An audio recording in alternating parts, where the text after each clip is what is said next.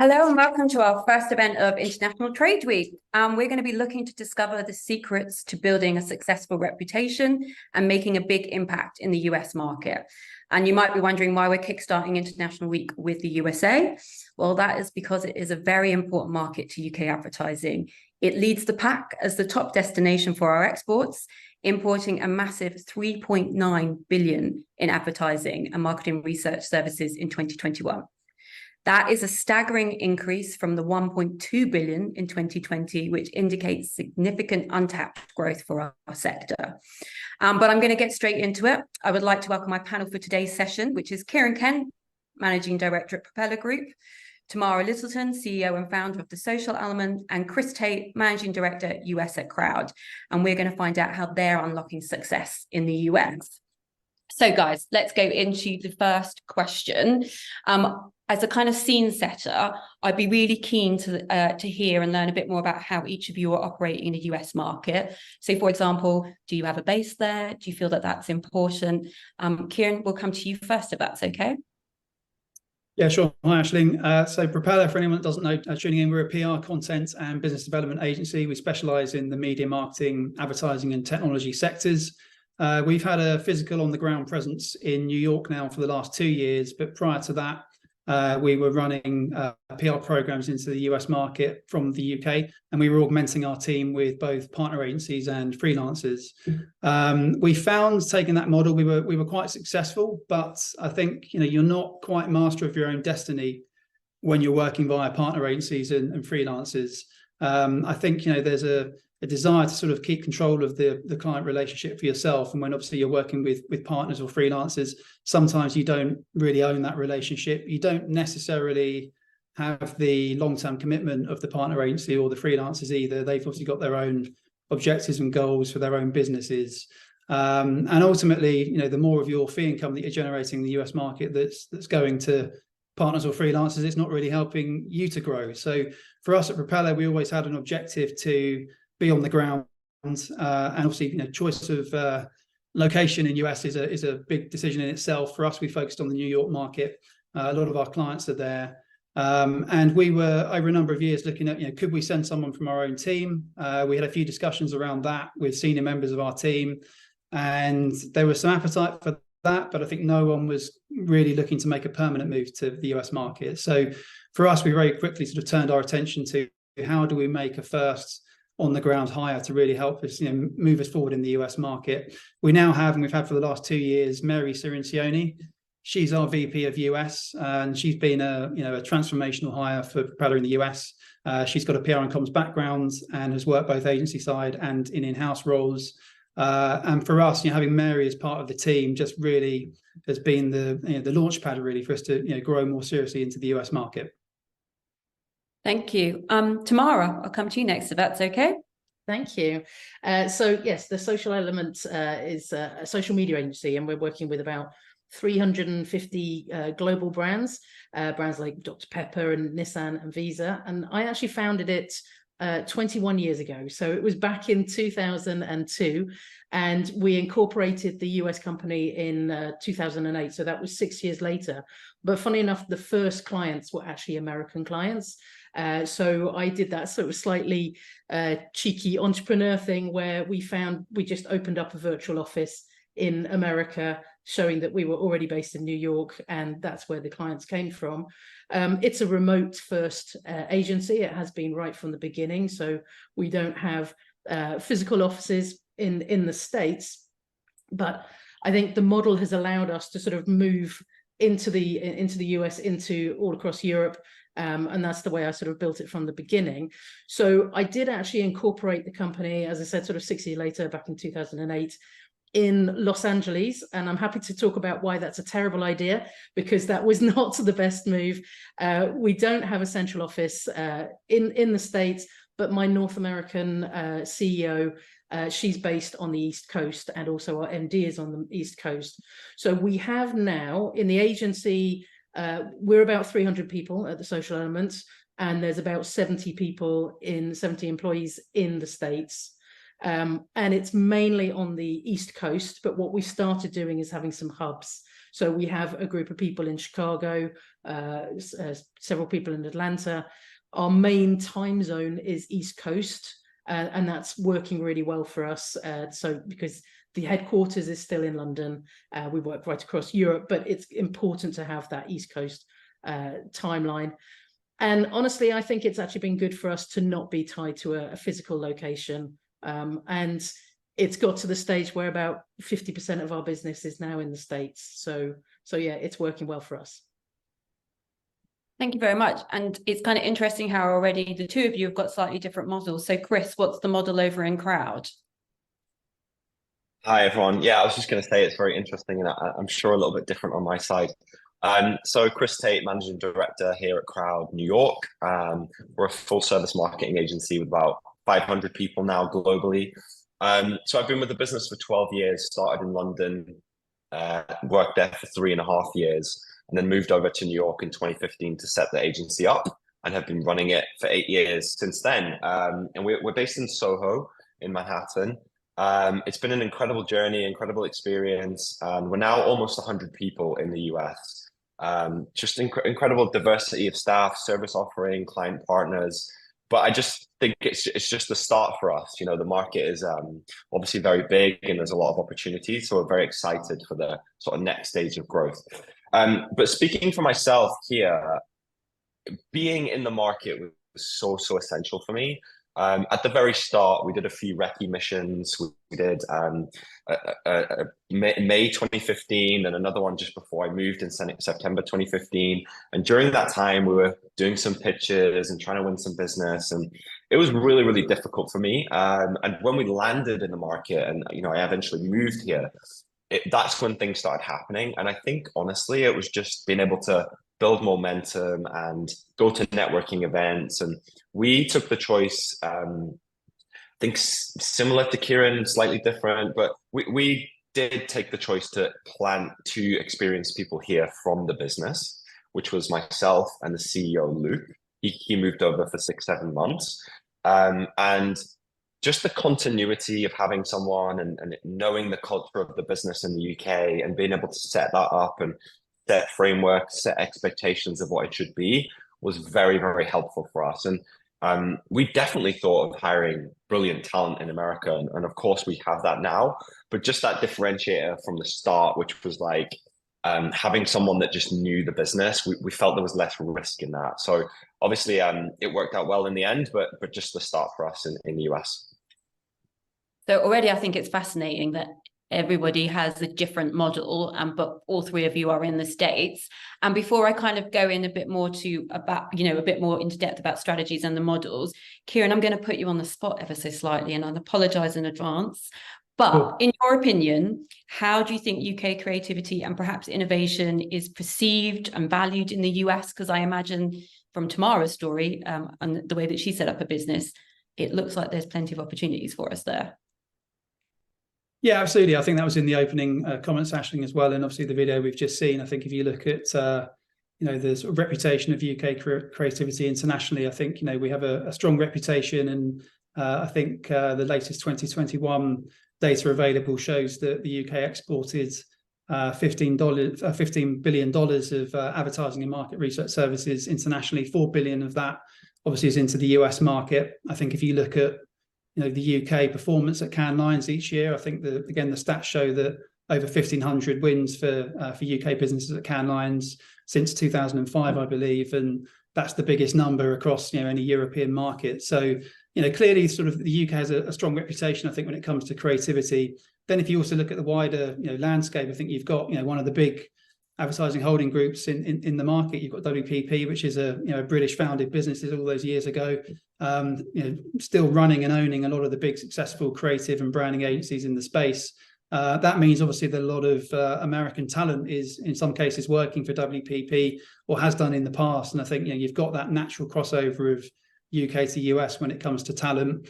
And then I guess if you look at the more recent sort of, you know, technological innovation across the advertising industry, and obviously businesses like we've got here joining us today with Croud and the social element, if you look at the sort of space of performance marketing, social media, influencer marketing, you've got some great success stories in terms of British founded businesses Tamara obviously has founded the Social Element. Kris has talked about Luke, who's one of the co-founders of Croud. You know, British success stories that have obviously created something in the UK and then gone international with their business. So, you know, I do believe when it comes to creativity, innovation, and talent, the UK has a very strong reputation internationally and certainly in the US market. Thank you. And I totally agree with you on all of those points, by the way. So taking on what Kieran said, for Kris and Tamara, I'll start with you both, but what would you say are the key strategies and tactics that you've really used that's helped build a strong reputation for you in the US, especially as we look to keeping up with all the consumer trends and data? And I should say, I wonder if this will be the first talk of the month, not to mention AI, but we can try. But Kris, can I come to you first, and what would you say were the key strategies from Croud US point of view? Yeah, absolutely. So I think you know, coming from the UK, the UK is obviously smaller. There's less people than the US, but I think that breeds like in fierce competition and upping of standards with agencies in the UK. There are a lot of amazingly good agencies, and we're always competing against each other, therefore raising the standards. And when I came over to the US, you know, you can pitch for business and never hear of the agencies that you're pitching against. You've no idea. There's thousands of them. And to me at the start, I was thinking, I think we've got a competitive advantage here because of the quality that's coming out of the UK. What I didn't realize straight away is that we speak the same language, but it's a very, very different market.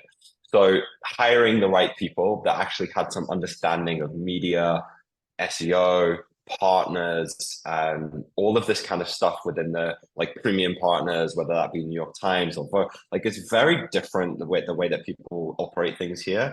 From a media planning perspective, obviously performance media is a language that everyone speaks globally, but I was definitely missing some things, and it took me years to educate myself on that. So the first thing I think was hiring the right people, you know, people that understood the market and could teach me something, like teach me a lot of things when we first arrived.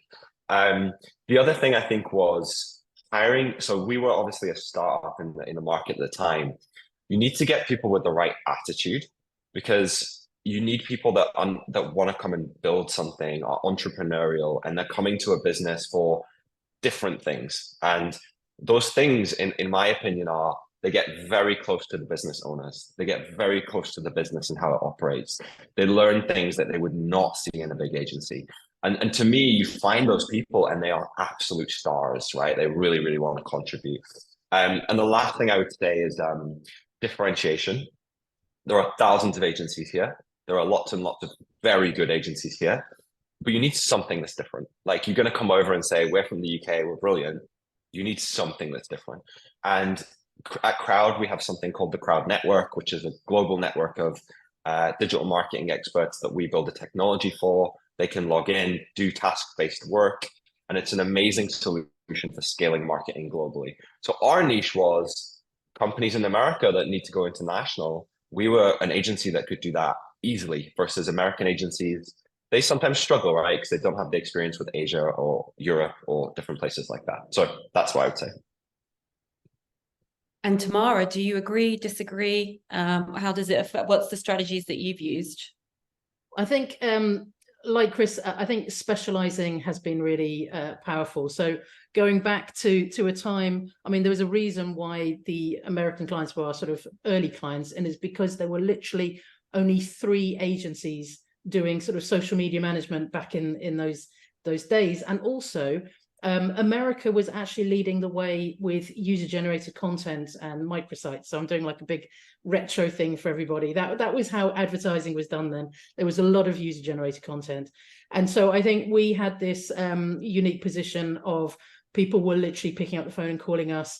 And because we did have a presence in America, that's why we picked up those early clients. And they were people like Disney and GE, and we were doing incredible user-generated campaigns in the middle of Times Square. And I think it was one of those things that once you get that trust, it's a lot based around word of mouth and trust, because we had some early case studies, because we were sort of inventing the market at the beginning. So a lot of it was me having to go out to America personally. We didn't, just create a team and off we went. You know, I had to sort of do a lot of visits myself.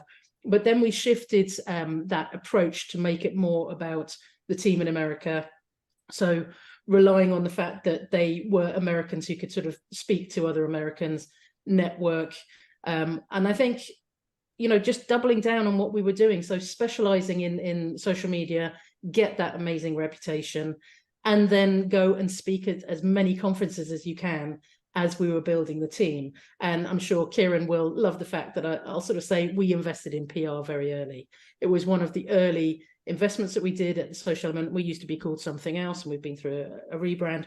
But I think getting that, getting the awards, getting places at speaking, South by Southwest, for example, was great for us to sort of go and speak there. It just means that you can cut through, because to Kris's point, there are so many agencies. The market is massive, the potential is huge, but my gosh, you're having to compete with a lot of agencies. So yeah, in a similar way, it is about having that cut through.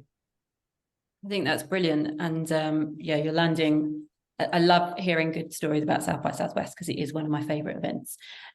Kieran, have you got anything else to add to that? And I note that there has been a comment in the chat just for looking at people where budgets are not absolutely ginormous. And I think Tamara's kind of touched upon that, as has Kris, but if there's any other comments we could make around that, that would be great. Sure. Yeah. I mean, a couple of points I'd add would be, I mean, obviously we talked about, you know, where you base yourself as a business. For us, you know, absolutely, you know, New York was the place we wanted to be. And I'm sure we'll come on to talk through the discussion about, you know, how you cover other parts of the US and how far and wide you go. The US is an absolutely huge market. For us, you know, New York was the place we wanted to be. We do take advantage of, you know, a hybrid working model now at Propeller across both the UK and the US. So, you know, we're not sort of banging the drum saying you must be office-based Monday to Friday, but what I do think is essential for, you know, certainly being in the US market and establishing a presence and building profile is to have the ability to meet in person with clients, with new business prospects, to meet with journalists in the case of Propeller. I mean, obviously a lot of the publications that we deal with, the likes of Ad Age, Ad Week, Campaign, The Drum, PR Week, they're all New York based. So that was a big driver for us sort of concentrating on the New York market. And whilst we're not seeing them every day, actually the ability to see them in person when the opportunity presents itself is so important. Also, the ability to get out to industry events. You know, we were all at Advertising Week New York a couple of weeks ago. That's a big focus for us. You know, the ability to get there in person and, you know, look people in the eye and do business face to face, while still taking advantage of all the opportunities for remote working as well. The other point I'd add would be, you know, for us at Propeller, it was having some foundational clients. And obviously, you know, listening to what Tamara and Kris have already said, perhaps we've all gone about it in slightly different ways. But for us, we did a lot of homework with existing UK clients, and we wanted to have the confidence that some of our existing UK clients would come on the journey with us to the US. So for us, you know, that was a big exercise we did talking to them.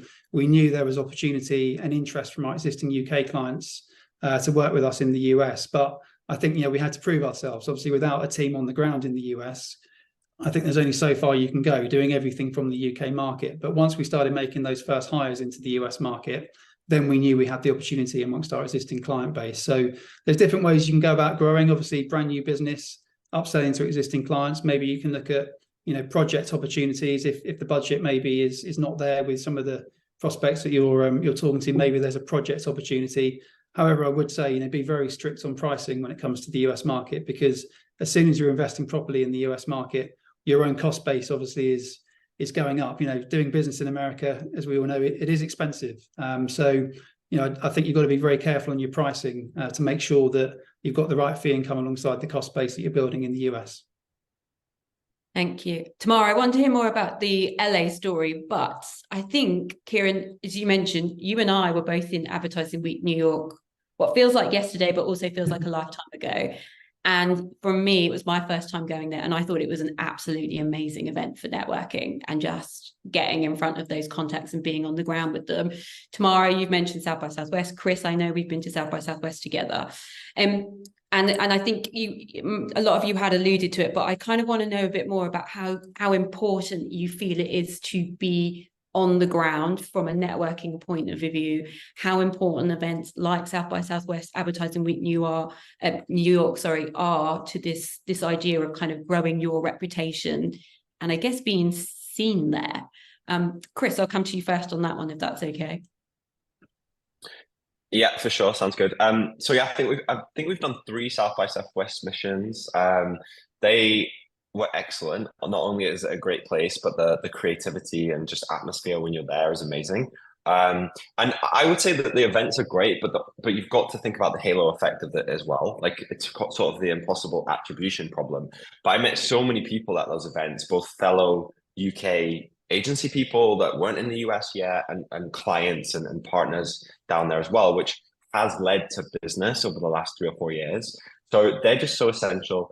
We also started out with many of the kind of British American business events, St. George's Society. There's a lot of different things to support British businesses when you come over here, both goods, service, you meet a mix of people there. Brilliant events. You go to the embassy, you meet the ambassadors, all this kind of stuff, which is great. But just, I mean, what I say to the team sometimes here is like, there's opportunity on every single corner in New York. Like, it's the best city in the world, and you should be out there networking, hustling, and just putting yourself out there. Like, you can really honestly meet anyone out there in the city, and it's so important. So yes, the structured events, but yes to just getting out there and getting out into the city. I think on the there's just quickly on one of the comments as well around big agencies, small agencies, startups, and budgets. So when we arrived in the US, slightly different to Kieran, I got told that I wasn't getting any clients, I wasn't getting any business, I wasn't getting any revenue. Just go find some new business. So at the very start, we were open to working with any type of client. I think our first client paid us $1,000 a month, and we were delighted. So, you've got to start somewhere. And I guess the point there as well is that, yes, New York is lined with these big agencies and big clients and, all the glitz and glamour, but there is a lot of opportunity in the small and mid-market as well. So there's so much opportunity with people that are spending $5,000 a month on media. So I would say you've got to start somewhere. But yeah, hopefully that helped the question. I'm not quite sure on the Walgreens part of it, but just wanted to add that bit as well. And I'll just jump in very quickly, because I agree that actually partnering up with other agencies is a great way to sort of start, but it can be done. If you go to a city like New York and then you set up meetings with people, you can do lunch and learn, where you just take sandwiches in with you, and you do sort of several of those, and then you sort of manage to kind of get in front of about sort of 30 to 40 people straight away. So yeah, there's ways of doing it on the cheap, and believe me, I know, I've done it for years. And with that, do you feel that it's important, or no, I shouldn't say important, do you think it's necessary to hook your lunch and learns around, I'm in town because it's Advertising Week York, I would like to come in, or it's something that you can do all year round, you just need to be in town? It's mainly subject based. Like, I'm going to mention AI. So if you were going to sort of go in and sort of teach people about, a subject that was going to be helpful to them, then people will turn up for free food and some education. And I don't know if this is true or not, but one thing I learned I heard, should I say, during Advertising Week New York, is that your food selection is incredibly important, because people like to rank the food selection that is now provided.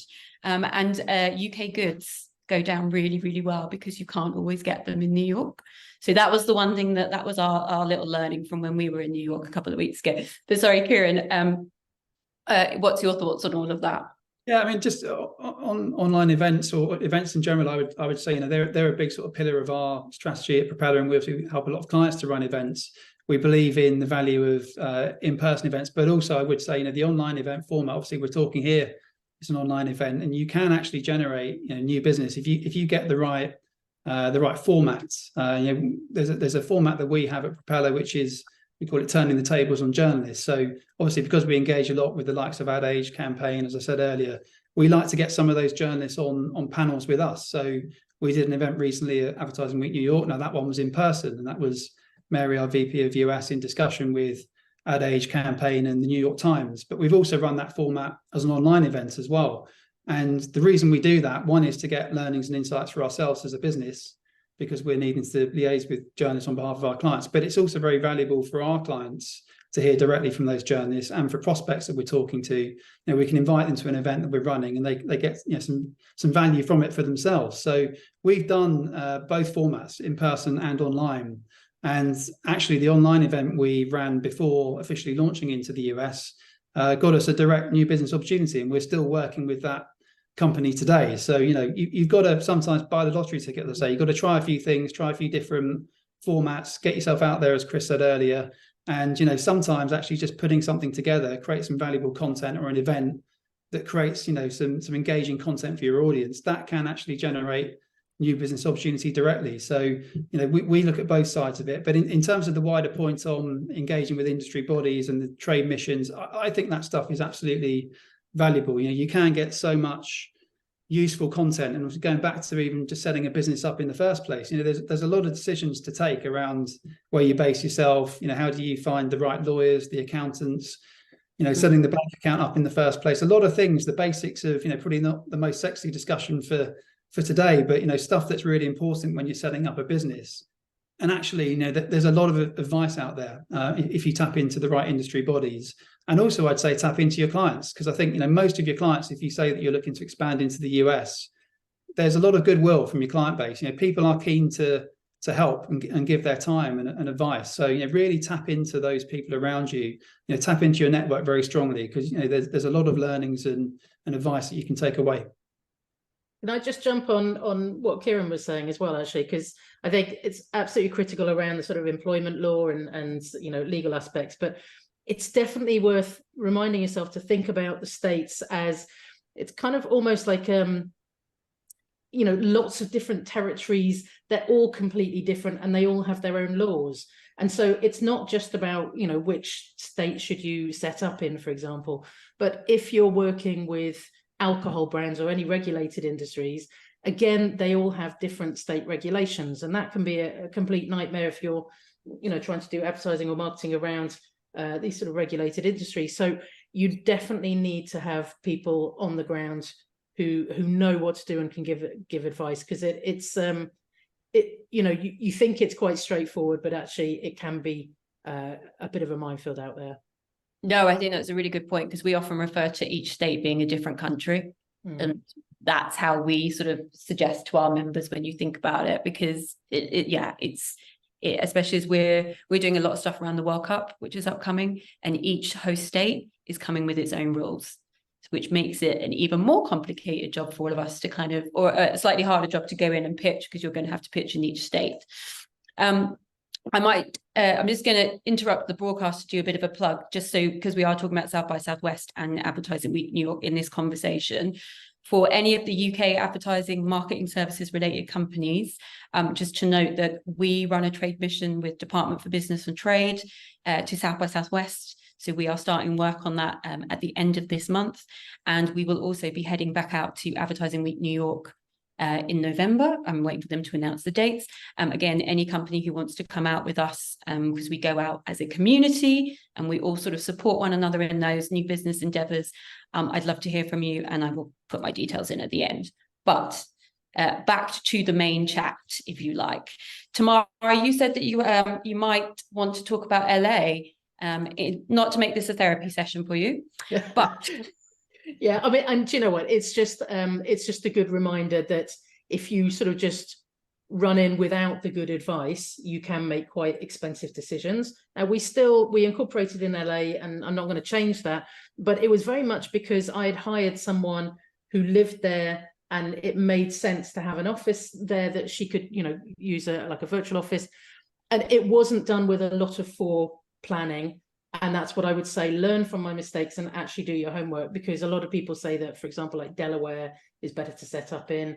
And there are other states that have very restrictive employment law around overtime and things around, you know, anti-competitive laws for employment, for example. So it's just one of those things. Don't just sort of say, oh, you know, I fancy this state because I'd quite like to go and visit them. And your clients don't need to be based in the same state that you set up. So yeah, if I can pass on some advice, is do your homework. Thanks. Kris, success stories or challenges, let's call it. With setting up specifically, or? generally?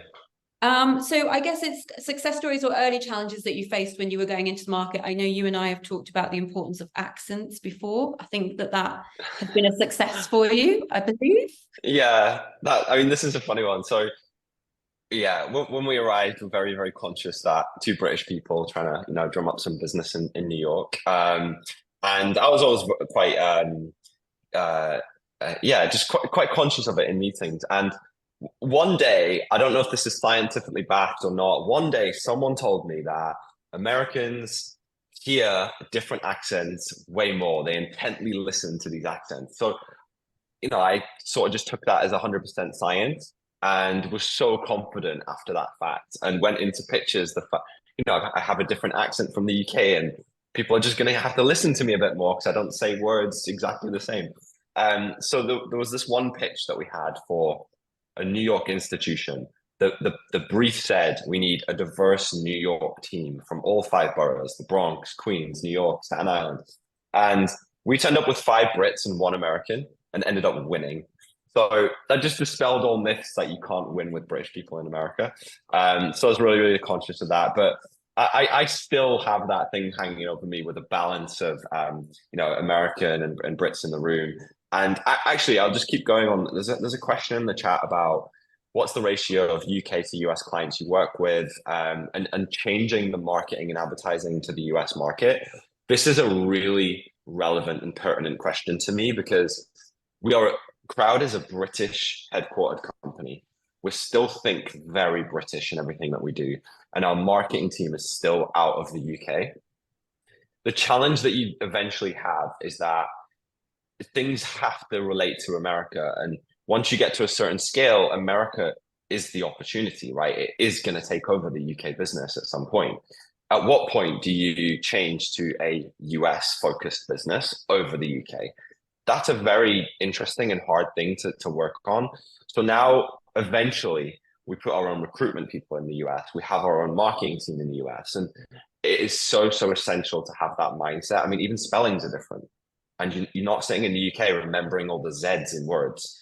So it's, it comes off as you're British. And if you're going to be in the US, you need to look like you're in the US. That's a big thing for me. So it's a really good question. I think there'll become a point where you need to flip the switch and be like, okay, the opportunities in America, let's be an American focused business.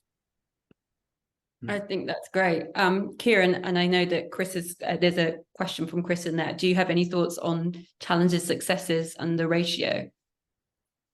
Yeah, I mean, I do think sort of Brits go down. The style of a Brit goes down pretty well in the States, would be my general view. But our strategy is to build a team of Americans in our business to grow the US side of Propeller. So I think the US market knowledge is so essential. And even if you've done several trips to New York and spent a lot of time on the ground, if you're living and breathing a country and you're there every day, that's a very different thing. So for us, absolutely getting that in-depth US market knowledge into our business is absolutely essential. I think in terms of challenges, given you've asked that as a specific question, I touched earlier on just the cost of doing business in America. So there's just go in with your eyes wide open around that and make sure you've got a really solid business plan put together.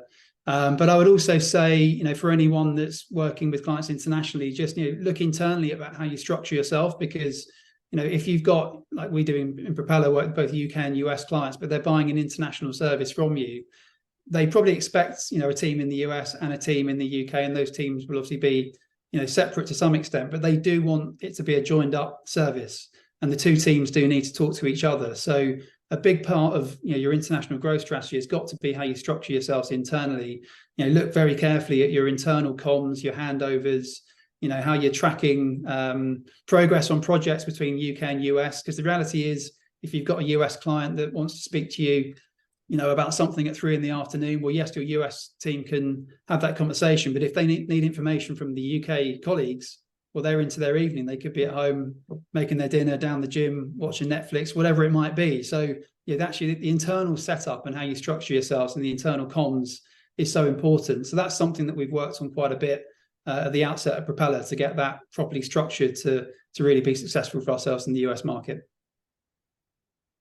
Thank you. And I'm conscious that we will be coming to a bit of a close with this session. So if anybody does have other questions, can I ask that you put them into the chat? But you've kind of sort of all alluded to the idea of kind of how you grow your company. And I guess for people in the audience, how different is recruitment done in the States, or is it done differently? Tamara, if you want to take that one first. Sure. So yeah, as I said, there's sort of 300 people in the agency. Recruitment is a big part of that. We have regionalized HR. So we have a team dedicated for the US recruitment, and also dealing with sort of just any day-to-day HR matters. And that's it is done very differently. I think employment contracts are different, expectations about holidays are different. Salaries tend to be higher in the US, but there's less expectation around holidays. But again, because we sort of a very sort of values-led agency, we actually give more holidays to make it sort of parity across the regions. But there are some really sort of strange things. I remember being absolutely floored by the fact that because of the insurance that you have to give to health insurance that needs to come as part of the package, when people go off on maternity leave, it's described as short-term disability in the States, which absolutely just blew my mind. So again, we had to sort of come up with our own policies that worked well with insurance, but was still in line with our values and who we want to be as an agency. So there's quite a lot of complexity, but we have always managed to do video interviews as well, being a remote agency, because we've been doing that for so long. We have a great way of bringing people in that works very well for us. But yeah, expect the unexpected when it comes to the paperwork and the employment, which is why we have a company that actually helps us with payroll, that we pay to sort of take care of that side of the business, but we have in-house HR. Okay. Kris? Yeah, everything Tamara said. I think the biggest shock is the at-will employment in New York. So no notice periods, you don't have to give them any notice if you want to let someone go. Kind of mind-blowing compared to employment law in the UK. Of course, you need to still be buttoned up, but it's really tricky because someone can give their notice and be gone in 2 weeks. It's very hard to find someone. Like, you can by the letter of the law, you can find someone in 2 weeks, but it's very hard. So a lot of the time, if someone leaves the business, we're often left with the gap there until we fill that employee. It might only be a couple of weeks extra, but it's really, really fast moving, right? If someone gives you notice in the UK, you might have a month, you might have 3 months, you might have 6 months to find a replacement. Here, you might have a week. Sometimes we get a week. Sometimes people are like, I'm leaving tomorrow. Brutal. Yes, but I like I'm hoping that the way the UK spirit of work is what keeps them, and they less churn. There is some questions in the chat, and I'm going to start with Malachi's because he's actually asked a question very close to my heart, or one that I would like to know a bit more about, which is around rates, because we often hear tales of the UK rates tend to be slightly lower than rates in the US, especially around production. And I'm just keen to know a bit more actually about that. How do you feel that is that a truth? And how much do you need to compete on price in the US? Kieran, would you like to go first? Because I often hear about people being one of them. Yeah, I mean, I touched on it earlier. I mean, again, it depends on the specifics of your own business, but what I can comment on is Propeller's experience with this so far. And I think there can be a tendency for businesses to want to just replicate what they're doing in the UK and roll it out into the US. But like I said earlier, if your cost base is higher as a starting point in the US, for all the points, all the reasons we've discussed, if you've got people on higher salary levels and you're trying to really build out a team on the ground in the US, if you're not putting your prices higher for the US market and you're just trying to sort of be on the same level as what you would do in the UK, you can come unstuck pretty quickly. Now, obviously, when you're selling in market, they obviously, a lot of companies will want to be negotiating with you and say, well, we could get that service in the UK would cost X. Why can't you do that in the US?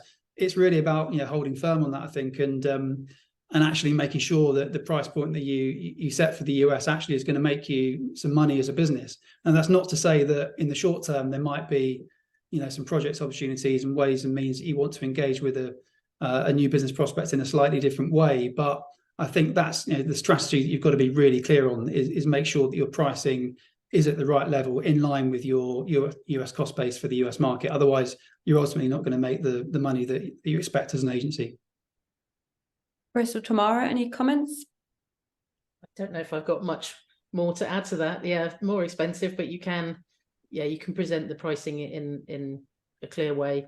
I think one of the best things we did was invest in lots of negotiation training for our team, because I think that's a key part of it, is showing your value, whatever you do. I mean, I appreciate we're a social media agency, but it's all about the value that we're bringing, and then, people are prepared to pay for that.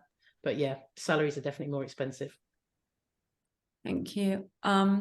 There's another question that's come in, which I feel like we covered at the start, but for anyone who might have missed it, this session is being recorded and we can share it around.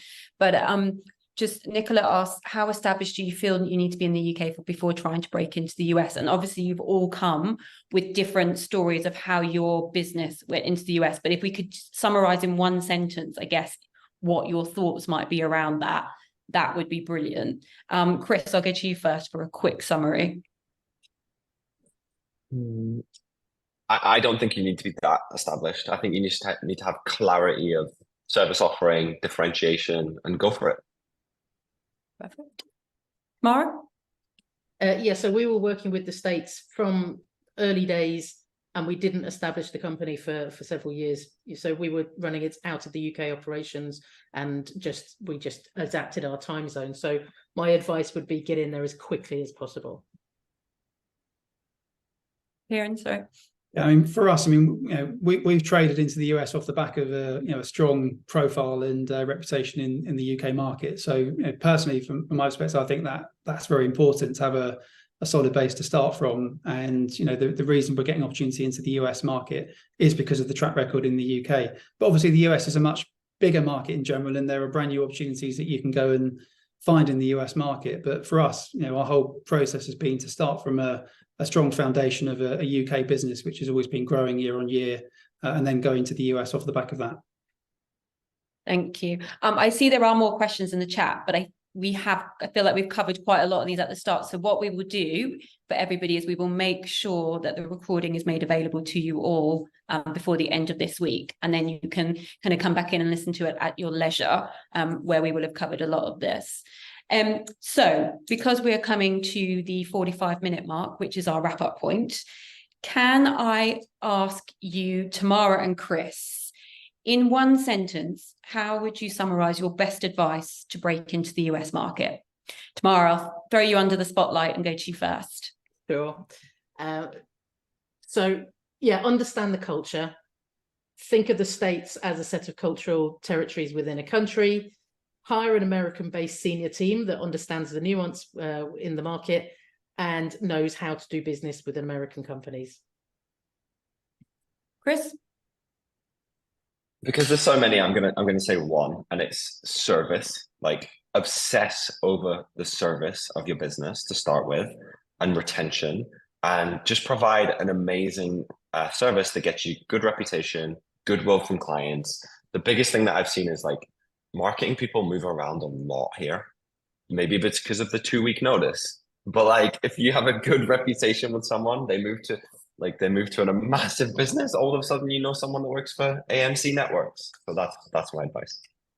Thank you. And Kieran, to close out in one sentence or maybe two, what is the best advice you would give to a UK company or brand who is looking to grow their profile in the States? It probably touches in what Kris has just said there. I'd say, fundamentally, there's lots of things you can focus on, but always be in hiring mode, because, ultimately, even if you're in a technology business, you're only as good as the people within your organization. You need lots of great people. You need the best talent on the industry. As Kris has just said, and Tamara has said earlier, people do move around the industry. I find in the US market, there's a lot of appetite to take a coffee or a short video call with you. And, people that you have a conversation with today might be next year's hires. Not everyone is necessarily looking to move jobs when you first engage with them or speak to them, but keep in touch with people. And also then you can save on the recruitment fees as well. Okay, thank you, everybody. I love this conversation, and I would actually like to do a part 2 another time, and I hope everyone will come back in. But I guess in summary, what we're saying is there's untapped potential. Whether you've got boots on the ground or you're not, just kind of get involved, whether it's webinars or get involved in trade missions and come out to events with whether it's UKAG or DBT, but we are saying that everyone should just go for it. That is my summary of this session. And we've kind of provided a snapshot of how 3 of the very successful leaders within the UK advertising are doing just that.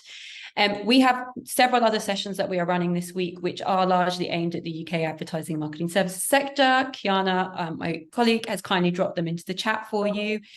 We've also provided the LinkedIn for each of our speakers today, so do feel free to reach out to them and connect with them.